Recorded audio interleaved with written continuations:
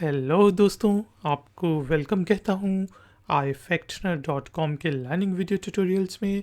आज के video tutorial में हम इंग्लिश के वर्ड ऑल्टरनेटिव का मीनिंग हिंदी और उर्दू में सीखेंगे और साथ ही साथ वर्ड ऑल्टरनेटिव को यूज़ करते हुए इंग्लिश के 3 सेंटेंसेस बना के उनकी ट्रांसलेशन भी हिंदी और उर्दू में करेंगे। आखिर में होगी एक छोटी सी एक्सरसाइज।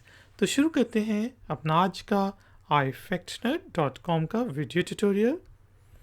वर्ड ऑल्टरनेटिव के स्पेलिंग होते हैं ALTER ऑल्टर और NATIVE नेटिव, ऑल्टरनेटिव।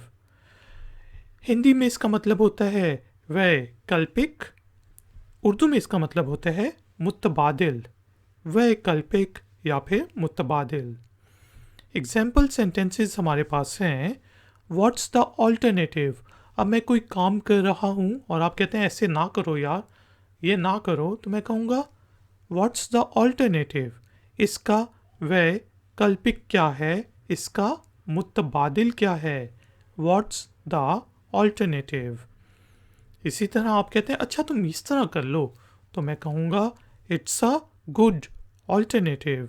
ये अच्छा वैकल्पिक है, ये एक अच्छा मुतबादिल है।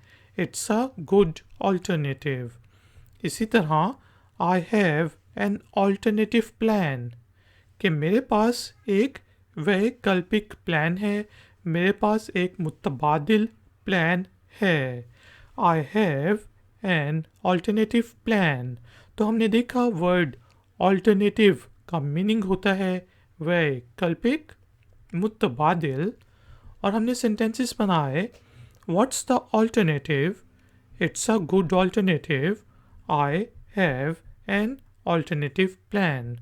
तो दोस्तों, एक्सरसाइज से पहले छोटी सी रिक्वेस्ट कि काइंडली इस वीडियो को लाइक और शेयर ज़रूर करें, और अगर आप नए हैं तो मेरे चैनल को सब्सक्राइब करके बेल आइकॉन को ज़रूर प्रेस कर दें।